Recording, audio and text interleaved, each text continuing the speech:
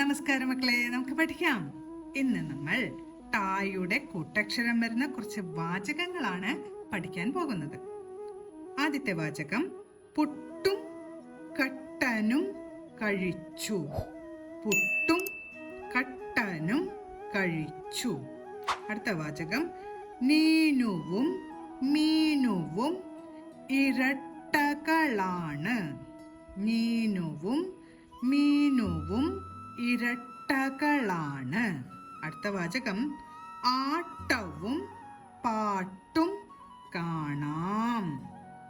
ആട്ടവും പാട്ടും കാണാം. അടുത്ത വാചകം 6 ചിരട്ട കിട്ടി. 6 ചിരട്ട കിട്ടി. അടുത്ത വാചകം അവനാണ് ചവിട്ടിയത്. അവനാണ് ചവിട്ടിയത്. അടുത്ത വാചകം വീട് ഇരുട്ടിലാണ്. വീട് ഇരുട്ടിലാണ്. അടുത്ത വാചകം പാറ ഉരുട്ടിയിട്ടു.